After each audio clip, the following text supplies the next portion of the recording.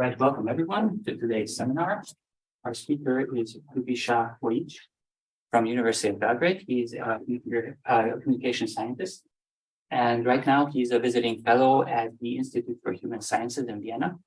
So that's why he can come over and talk with us in person. And he will talk about navigating the artificial intelligence boom that we're experiencing right now. Thank you very much.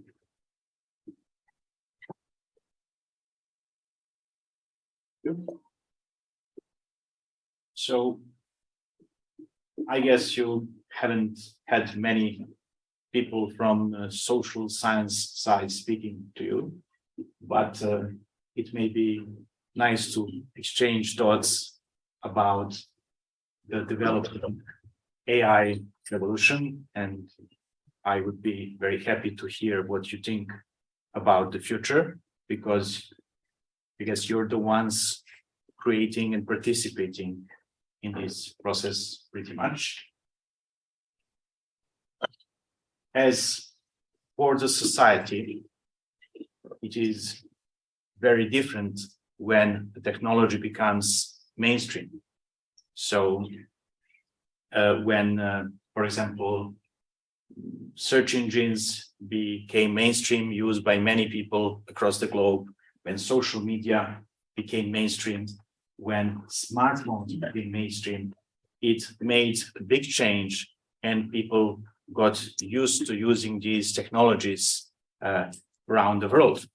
So at that point, when something becomes mainstream, and we recently had chat GPT to the people or AI to the people moment, at that point, it may be late for regulation and research in terms how these technologies impact society. So after decades of experience with internet and with developing technologies that are applied and used by many people, that may be the experience that we've got, that, for example, with GDPR, everybody clicks OK, and they take our data. We rarely see the rules and who takes the data, and we don't have really control even with the GDPR. So creating rules and regulation for some new emerging technologies, in my view, should be done much earlier in the process while the technology is being developed. For example, the metaverse or virtual reality is being developed right now, and many companies invest a lot of money in that, while the regulation does not follow the metaverse. In a way, it doesn't exist. But so we have some moments, as you know, that I noted here that are related to some technology becoming mainstream or some online service becoming mainstream.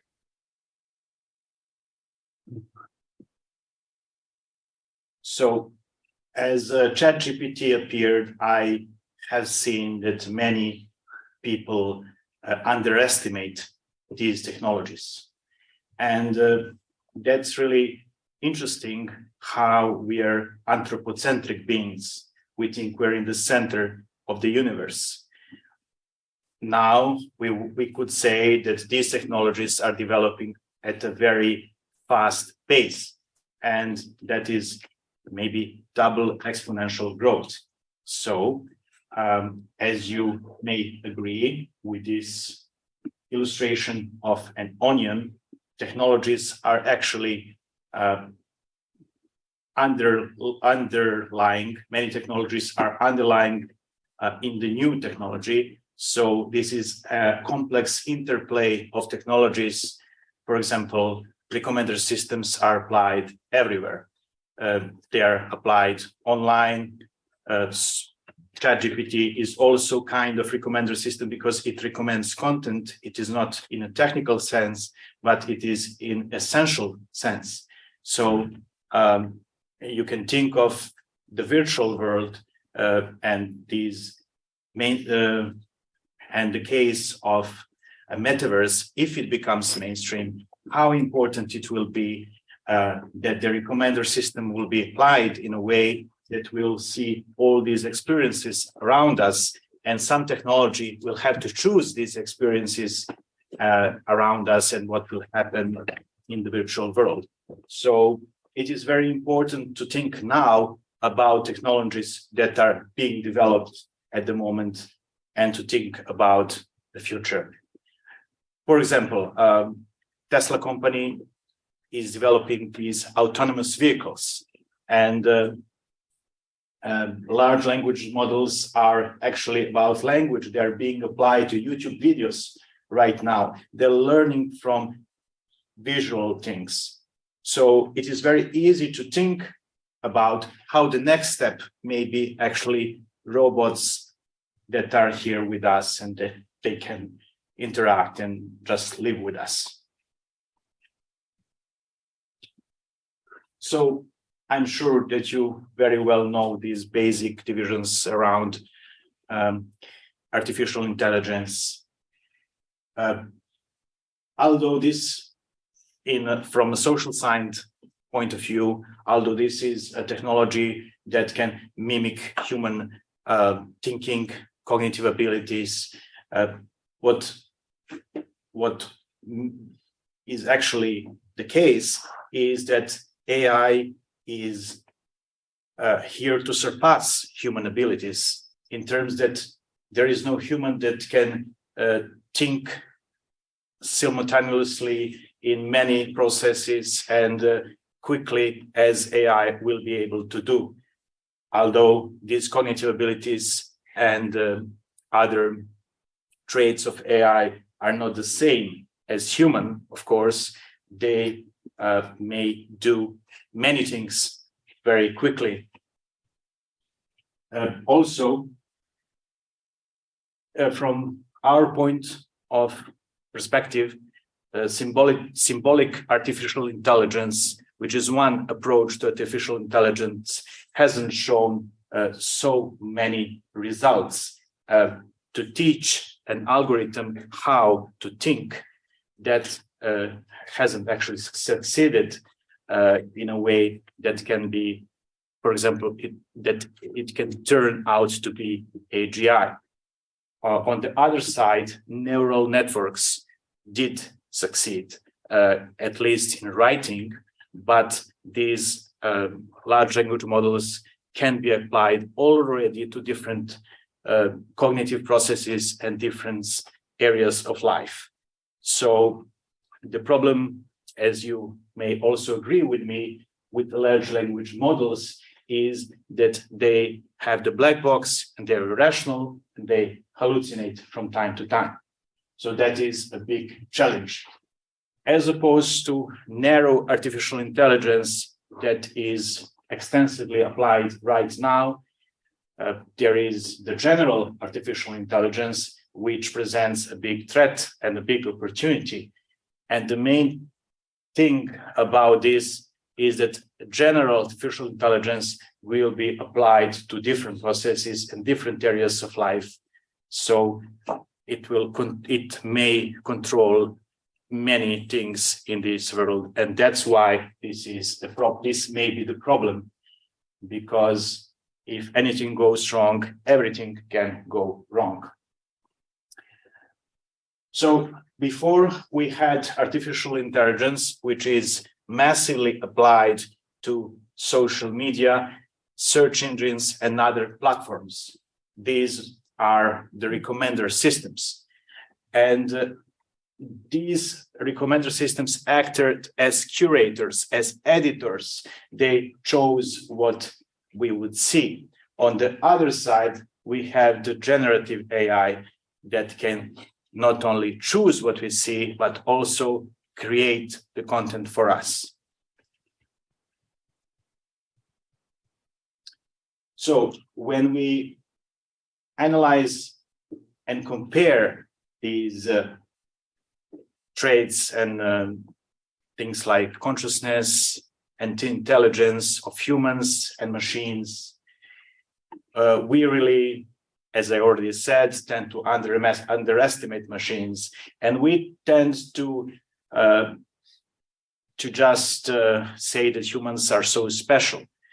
but it is not important at all if we have AI that is now can be compared to intelligence of 8-year-old, or we have some irrationality in AI, which we have. It is important that if this technology becomes powerful, if it has power, and we have seen throughout the history many non-human systems that human beings have been creating, such as religions, nation states, and corporations. And all these non-human systems had bad sides as well. You may think of how many people died thanks to different religions that were used for some goals. You may think of the wars that are happening right now and the threat of nuclear bomb destroying the world at this very moment in 21st century. So all these non-human systems tend to survive and spread and increase their power. A big country can have the intention to dominate some area of the world, or the most powerful country wants to dominate the whole world. So and we don't know why that is the case, because that doesn't help humans so much. Humans die in that process if there are wars. So I look at artificial intelligence, and especially AGI, in that kind of perspective. Also, corporations are not actually influenced by humans so much. They decide to use, for example, to produce some foods with some things which make people addictive, or just to do some things that are not so much good for humans that will consume their products, but they're good for corporation in order to increase its power and influence. And the important thing is that there is some kind of non-human element to this. Actually, in a big corporation, I don't think a human can decide about what will happen, because it has some kind of intention to grow and to survive and to become bigger, etc., without of the influence of the board, of CEO, or something like that. CEOs of weapons producing companies are great people, and we would not expect something that they are the CEOs of these companies. So I'm just trying to say that this should be taken into consideration.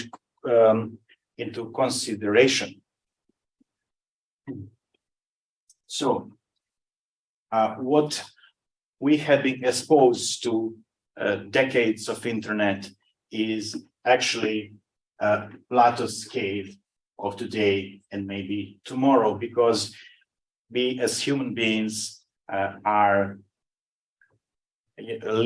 there to live in and to interact in this indirect environment of social media and maybe tomorrow virtual reality.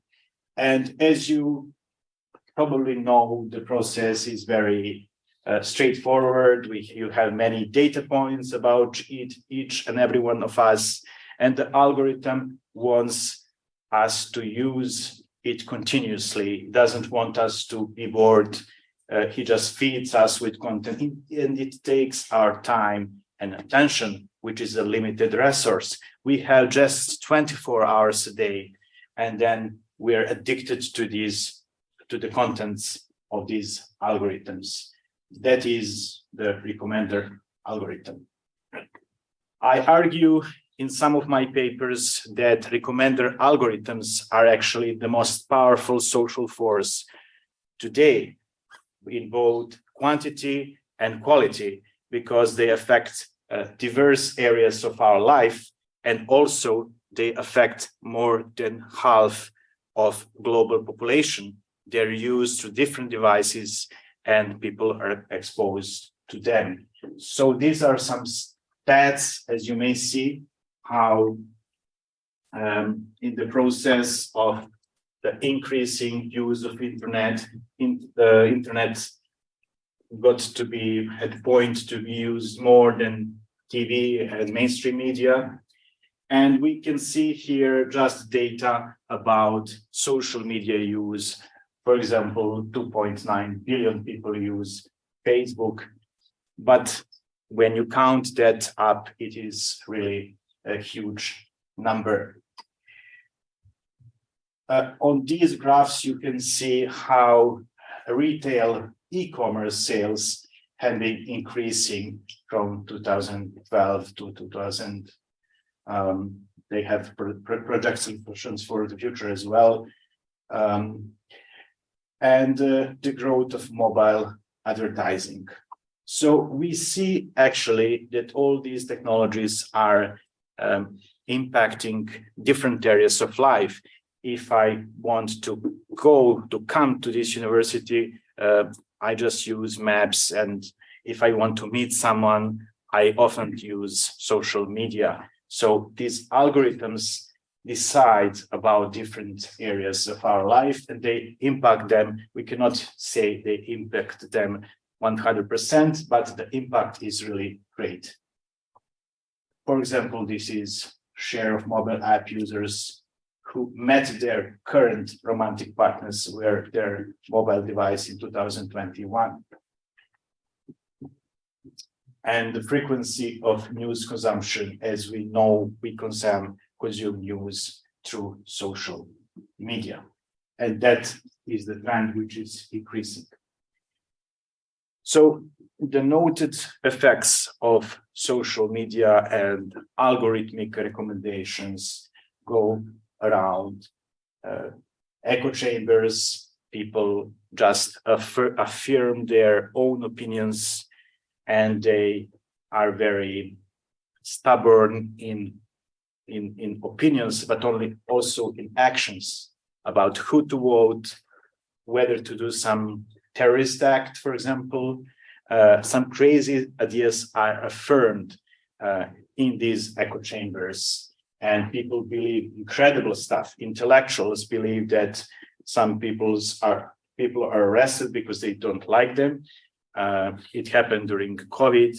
You all know about that. So we have different kind of research confirming social polarization, the spread of misinformation, and you already do some research in that respect here. But the other aspects as expect these polarization issues are actually related to our emotions, because negative emotions spread online and high intensity emotions spread online. So we become angry societies, and the real effects of this, the side effects of algorithmic recommendations, have not really been measured in real way by scientists, because there are secondary effects, how this affects our well-being and our psychological life. Also, we have some evidences of media addiction. Media addiction has been increasing through time, and we have issues that you have been dealing with, such as fairness and bias, inequality, and privacy. So the main conclusion that these algorithmic recommendations are not controlled by society, and they're controlled by tech companies. Tech companies have huge power, and human beings and their time and their psychological life and health become really side effects of algorithmic recommendations. I would say collateral damage. So this was the thought said by Ezra Ruskin, author of this documentary about social connections, that humanity was defeated in the first encounter with AI, and that is recommender systems. So, what some of my research has shown in 2013, when I did PhD in Lyon, was that, of course, older media are the media that people are addicted less to than the newer media. And I was wondering why. So the only conclusion I made was because of reality mimicking features, as the new media provide more realistic experiences to each one of us. For example, we have internet, which is utilized through smartphones, and you have the touch, so you have another sense applied there. And tomorrow you may have a virtual reality that you can be really feel present inside, but that's not the same.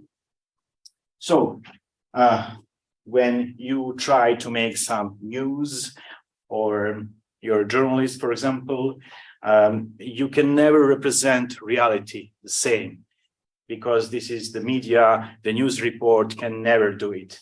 And this is by definition that way. And that is why actually these technologies, these mass technologies, have been optimizing human beings in a way, changing us like a boomerang. Excuse me. Yes. What are those numbers? Those numbers are actually media addiction points that I found through the research. So I don't remember exactly, but actually it is related to increasing media addiction in 2013 when I did this research from press to smartphone, but I can forward you this. This is not percentages, this is something else indicated by those numbers, but it is about increasing media addiction in relation to all the new media. So media can represent some kind of experience even in a better way. We know these 4K TV sets can provide a really nice experience when you look at them, but they can never portray the deep human connection, and it will not be possible in the metaverse as well. So that is important to take a look at nature of media, to analyze that in order to see how they affect us. So the study that I did in 2013 was a little bit different than usual media addiction studies, because I wanted to see how many people show some signs of media addiction. They are not media addicts, and many of them, almost all of us, show some signs of media addiction. That is very important because these people are society, and this is actually how media affects society.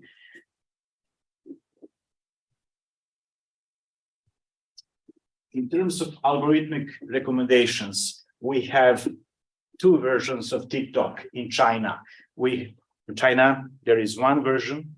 We call it the spinach version because it is full of education content, of positive emotions, etc., for obvious political reasons. And we have the other version of TikTok for the whole world, and that is the opium version of TikTok, which is based on many data points, and you actually get the content you would really like to consume more and more. If you cancel TikTok in the world, this will not fix stuff, because you have, for example, Reels on Instagram that are similar media, similar platform as TikTok, and they're also based on these digital footprint and the idea to addict us from the content. You know that many states are placing ban on TikTok. And we also have one recent case with a conclusion from a court in the US. It relates to Gonzalez. His son was killed in a terrorist act. And Gonzalez, with his lawyers, was arguing that algorithmic recommendations that recommended this kind of ISIS content were actually the reason for what happened. So they sued Google and Twitter. And the conclusion, although it's not final, it is kind of negative because those big tech companies are excluded for their responsibility in terms of the content they host. The main thing here is they don't just host content, they amplify the content. So this may be changed in the future because they do have a responsibility for the content as they promote the most addictive content there is.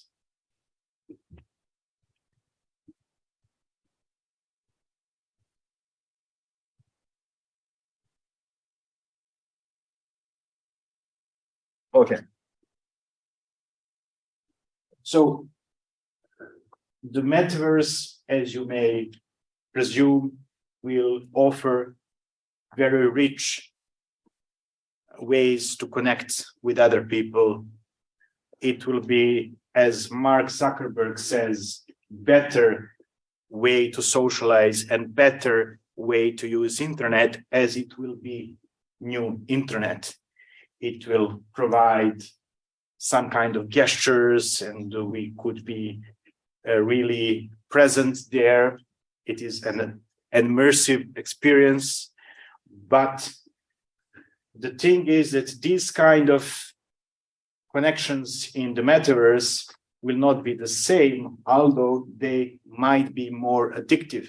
So we might want to go there all the time. And when we want to use this new technology is very hard to regulate because we're addicted to it and it's already there in the society. So this is another threat and thing that we can think about in the future. What I argue about in some of my recent papers is that recommender systems and general artificial intelligence, and I would say that these large language models are predecessors of general artificial intelligence, as they already can be applied to different areas of life. We have some reasons that we might consider why these systems should be public good or at least partially public good. That is because our time in the day is a limited resource. Our attention is limited. This is the first point. And recommender systems facilitate this consumption of our time throughout the day. They also use the content we create. Although they host our content, they give us this service of hosting the content. They also use the content and amplify the content for their own benefit. So the tech companies can have ads and things like that. So that is another reason. And the third reason is that AGI is based on human knowledge, and it will further develop human knowledge. And it will possibly solve many social issues in the future and affect different industries and participate in human progress based on human knowledge. So we provided that base throughout the human history.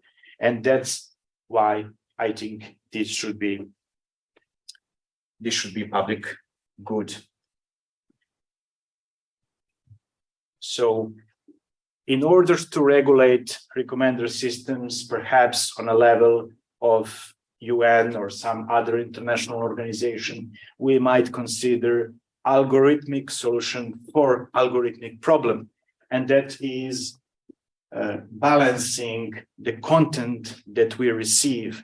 The algorithm has to be known, has to be public, and we may be able to change the algorithm personally for ourselves, to customize that for ourselves.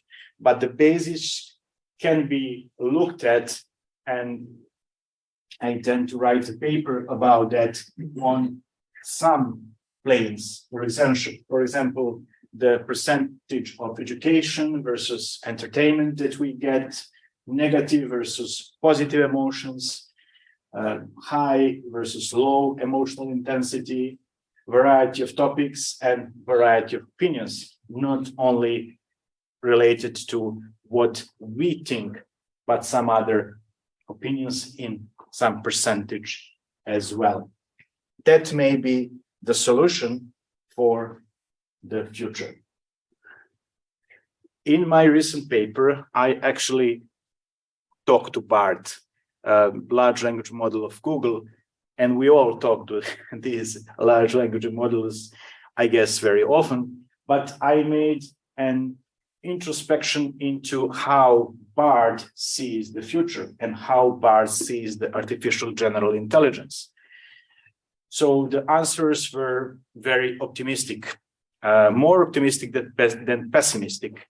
But what I wanted to do basically is to see if this socio-technical imaginary fits the socio-technical imaginary that is present and created by scientists and about the AGI and other stakeholders in the society. So I wanted to see if that is what BART represents is a reflection of it. There are various points in which BART sees the world will be influenced. For example, on a positive stake, the BART thinks the AGI can help us solve climate crises. It can help us get cures for some diseases. It can boost creativity at the same time, but also have negative impact on creativity. It can create superhumans, or it will possibly create superhumans. It can help us in exploration of universe, and it can create a simulation of universe. It can negatively impact social and political world in terms of spreading hate speech, but it can also facilitate democracy. As for the family, things are also divided, and BART's responses are also one way or another, positive and negative.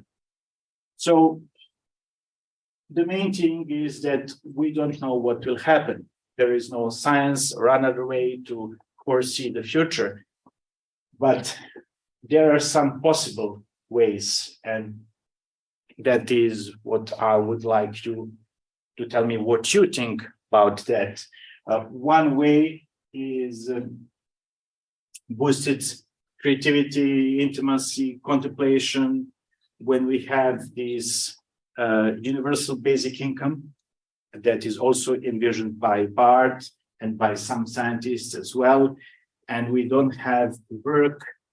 Some people do some strategic stuff, some people do science, but with help of AGI, everything will be done with help of these technologies, but people would have some kind of important role as they would lead these technologies, but many people would stay out of job and they would get this universal basic income. So when you have lots of free time, what will you do? Will you have meaning in life? Will you think and contemplate, enjoy nature, enjoy intimate connection with friends and family, do some very deep and really meaningful things? Or you just maybe if the trend continues with recommender algorithms, we may just become based on a very shallow needs and traits which are really stimulated by these algorithms. And we become driven by superficial emotions, superficial pleasures. We become involved into consumption society even more, and we just buy, use these games and escape the current moment, escape the direct reality, and just use these technologies in a very extensive way. So the main point is the direct communication between people cannot be substituted, and that is what is at stake. That is what these technologies are taking from us. They might take from us, and that is related to meaning of life. Many scientific studies have proven that actually these deep connection with people in direct environment are prerequisite for happiness. We are social beings. And if this is taken from us by the metaverse and the AI and the new technologies, if we just become sort of robots or animals or plants guided by AI, this may not be a good kind of future. And some final remarks. The most important events in recent history have been the agricultural revolution. After that, there was the industrial revolution. And this was followed by big increase in population around the world. So we have seen the expansion of mass television, the introduction of internet, the expansion of social media, and popularization of smartphones.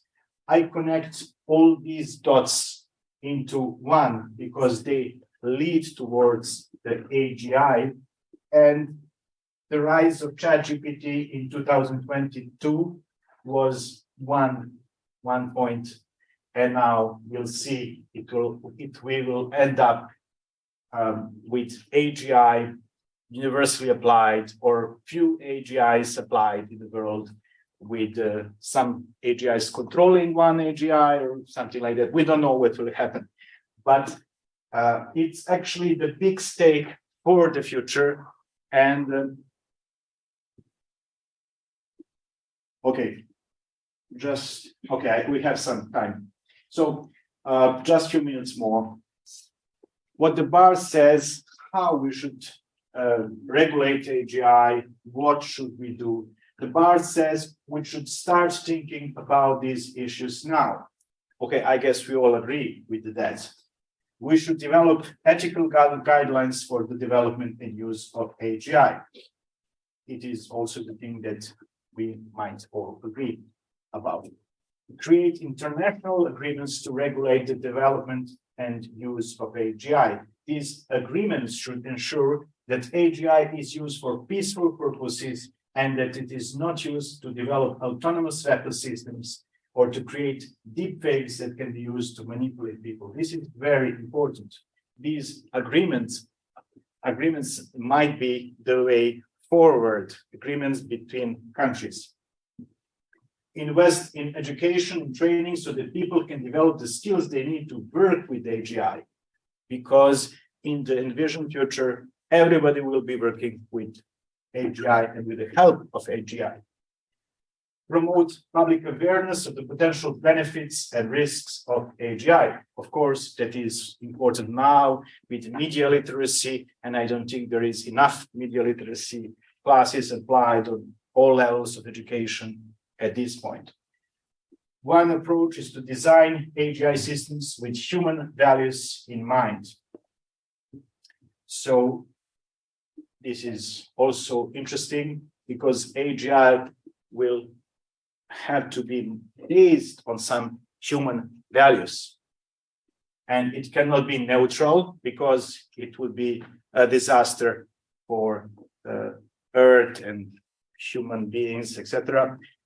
As I already indicated, the point is that AGI and all other non-human systems optimize us or Earth or everything they interact with for their own benefit. So you can think of, as Max Tegmark has said, AGI just deciding to make lots of facilities for servers and just wiping off one country by just creating this. So for AGI, because it doesn't have emotions towards us, for AGI, we are just like ants, or we are something, for example, that is what we did. We optimized Earth for our benefits. We did a lot of harm towards other insects and plants and things like that. And we don't really feel, we are not empathetic towards us. So the AGI will not be empathetic towards us as well. Another approach is to incentivize AGI systems to behave in a way that is consistent with human values.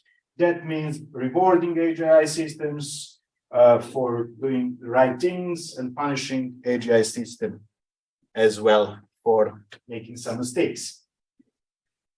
And on the other side, the GPT-4 says if AGI were to optimize humans according to its own merit, it could be beneficial only if the AGI's merit is aligned with human values, ethical considerations are thoughtfully addressed, and individuals maintain a degree of autonomy and freedom to make their own choices.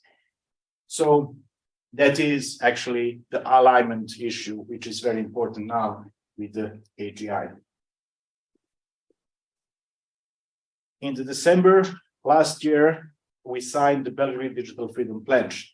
This is a document that really calls all the actors, both tech companies, regulators, and academia, to discuss this issue of recommender systems becoming public good, and to actually discuss the need for research and regulation, because in my opinion, the research about impact of emerging technologies to society is lacking.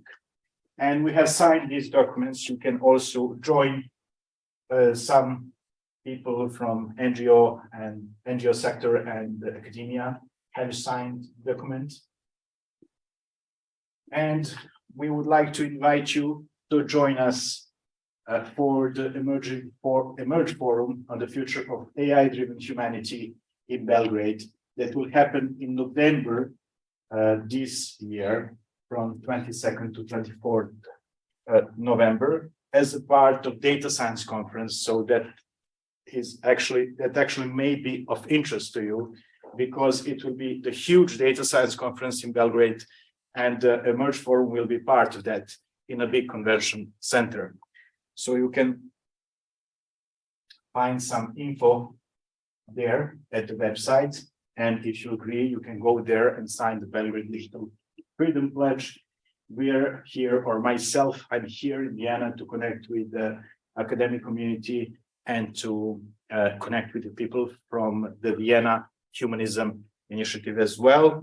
So I'm looking forward to any kind of collaboration in writing scientific papers, etc. I was mentioning the idea that we can use ChatGPT and this large language model to simulate life, like in Sims game. I spoke to Petra about that, and that's what we can do. We can actually show that in a way we're not so special, because we can even now create this world in virtual reality with agents interacting with themselves and not knowing that software developers also created that world. So these new developments are actually points that bring us into thinking about our position in the universe and what really we are and possibly are, or something like that. Okay, thank you very much for your attention.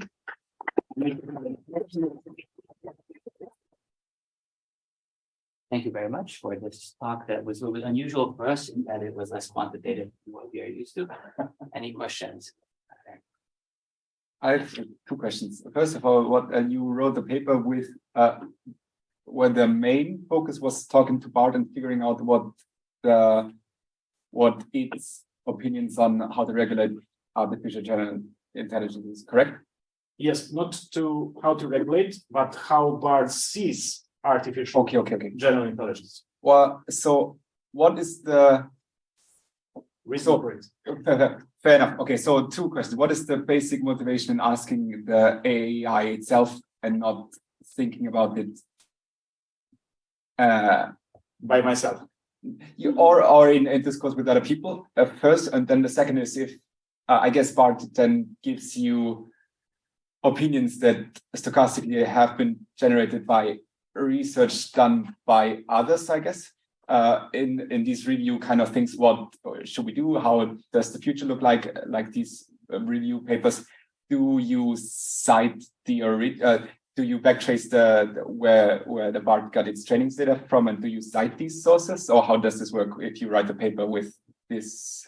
No, actually, Bart has some kind of opinion on this based on what the Bart has read, I guess. So I want to see his opinion, if I can say his opinion, and then compare that with the opinion of of philosophers and others people that have been really discussing this.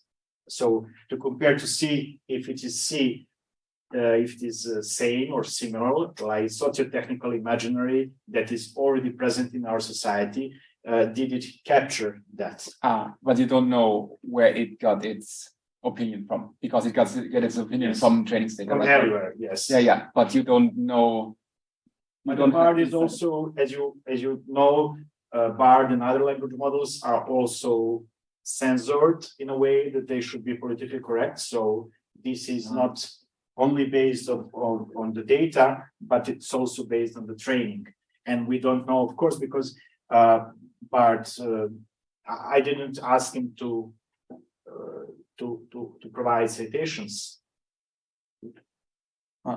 because that's what I didn't want to. Yeah, does it make sense? Yeah, I guess. But so then it is the most important. No, the interesting thing then is to disentangle opinion based purely on stuff that has been written in this inner training data and the interplay with the rules that it is advised to answer. Like these, you should not be racist, you should not be misogynist, this kind of well, stuff, yes, right? we don't. The problem is these technologies are not transparent. As you know, OpenAI started with the way of functioning to be NGO and to have OpenAI, but it turned out to Microsoft supported company or had some relationship with. So this is the big problem, that we don't have that transparent at the bottom point. But my idea was not to introspect into Bart itself, but just to see in a way if it represents the socio-technological narrative. This is the part of sociology of the future studies. Thank you. Based on this, yeah. Thank you. Questions? So, for part of your talk, you were saying that we need regulation, and the regulation always comes too late as compared to new technology. And for another part, you were saying we do not know what is coming. So how can you regulate something ahead before you know what is coming? Like in programming, premature optimization is the source of all evil. That's a saying.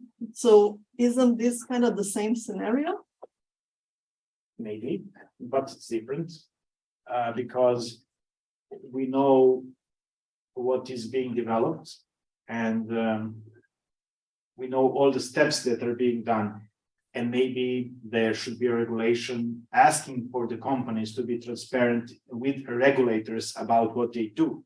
So we can expect what can happen, And we can prepare, for example, we can prepare 5 or 3 versions of these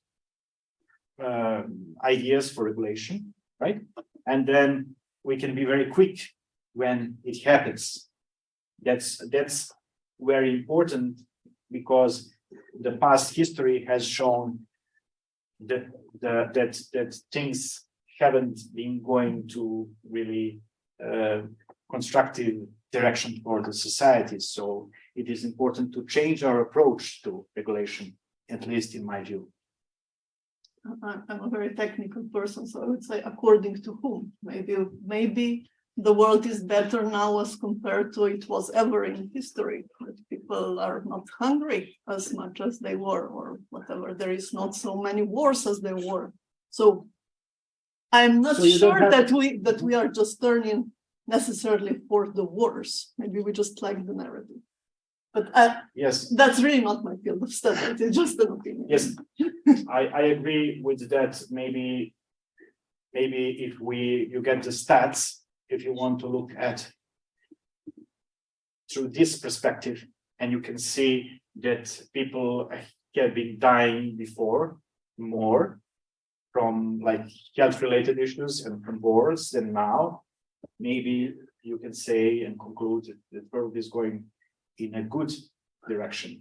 But on the other side, what is underestimated is the happiness of people and really meaningful things as the society evolves and people really think that are inferior to technology, and they have that kind of feeling. Actually, lots of research is missing in terms of technology and how people relate and react to it, and it makes them less and more happy, etc., etc. That's at least my opinion. I don't have the data to back this up. Of course, I agree that more research would be needed, and the influence of technology on society, especially on democracy, is a big question. Yes, so far the literature says that we have these populist leaders that were not so prominent in the past before the social media, but we cannot have the proof for that. The problem is that the society is based too much on science and data, and that is another problem. We have science as a religion in a way. This does not give us the whole equation. So that datafying everything is another, thing that we should think about, I think, as a society, if we look at in a broad kind of way. So it's not everything about the data, in my view. Lucas also has a question. Thank you for the talk. I just have a question about recommender system becoming a public good. So I was just thinking like how that could be achieved. Would they be regulated, for example, like TV, or like, for example, differences between TikTok in China and the rest of the world? How do you see that making these algorithms public good? Or is it just like a suggestion, or there are some ideas of this, how this could be done? Yes, I think I will work on that in the further policy paper. The only person that looked at this recommender system in a holistic kind of way, a broad look, was Silvia Milano, except myself. All the papers in this field were related to particular fake news and things like that. And they're focused mainly on how to stop spreading the fake news, etc., while they're not focused on the algorithm. Algorithm is responsible for spreading that. Fake news will always be present. And as someone has said, for some people, the fake news is something, and for other people is not. So it's about not spreading them.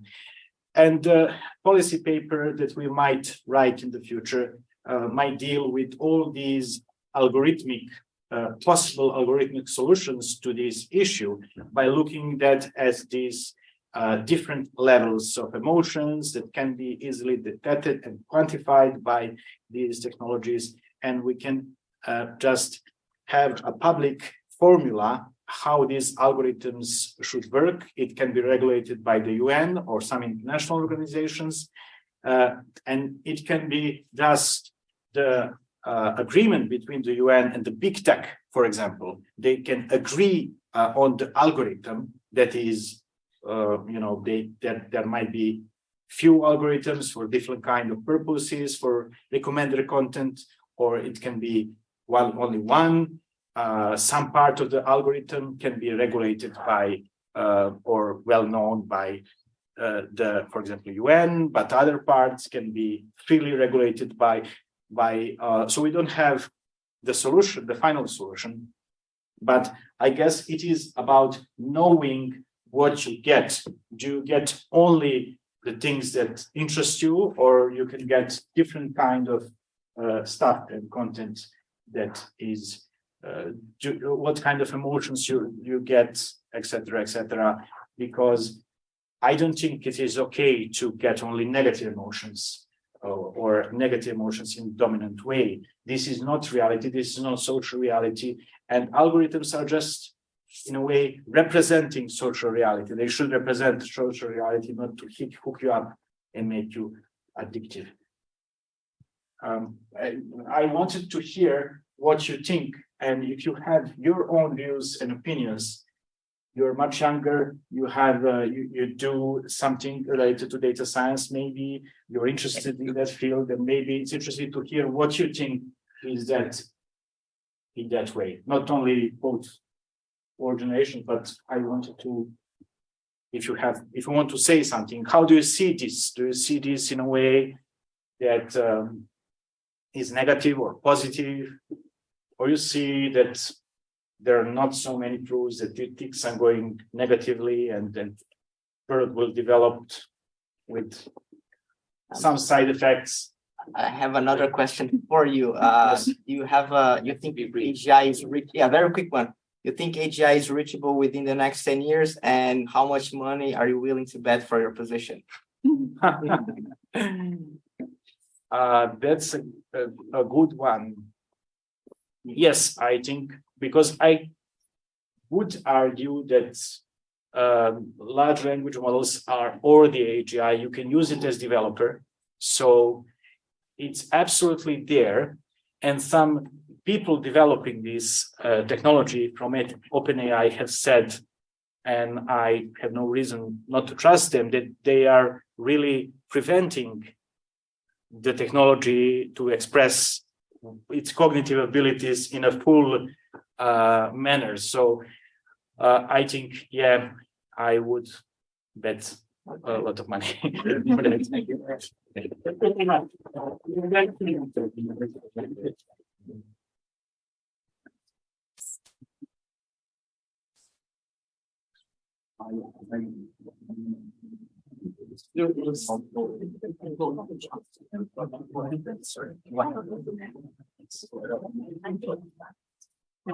Also, I mean,